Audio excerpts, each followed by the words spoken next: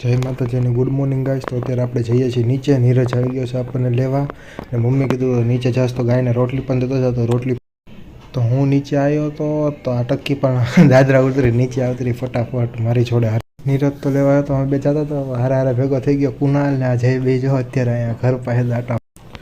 તો ગોડાઉને પહોંચીને આ લોકો કરે છે ગાડી ખાલી। રોકીભાઈ, અલ્પેશભાઈ ને આ કાકા તોલાય જગતના જે ગણપતિ બાપા હતા ને આપણી સાઈડ શરૂ હતી એ તે પૂરું થઈ ગયું, કારણ કે આજે ગણપતિ બાપાનો છેલ્લો દિવસ હતો તો બધાએ વિસર્જન કરી નાખ્યું। જગતના કામ પૂરું કરીને આવી ગયા હતા ઉદિતના ઘરની પાછળની ગલીમાં ને એકારે 3 ઘરમાં આપણું વસ્તુ પડી હતી તો મંડપની વસ્તુ લઈને નીકળ્યા અહીંથી।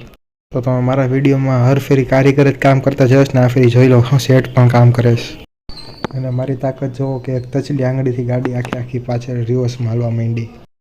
તો ગાડી ગોડાઉન મૂકીને વરસાદમાં હું, મનીષ અને નીરજ ત્રણ આવી ગયા હતા સેવ ઉસળ ગરમા ગરમ ખાવા। શરદી ઉધરસ થઈ ગયા છે ને એટલે તીખું ગરમા ગરમ સેવ ઉસળ ખાધું ને તો પેલા ખવાય તો ગયું પણ હવે જો પરસે છૂટે એ ખાઈને તો નીકળી ગયા। પણ અહીંયા રસ્તામાંથી વસ્તુ લેવાની છે ને એ વસ્તુ લઈને પછી જવાનું હિમાલય મોલ। માસા અને એ લોકો ત્યાં છે ને તો એ લોકોને દેખાડવા। વરસાદમાં ભીના થઈને આપણે પહોંચી ગયા સીધા મોલે।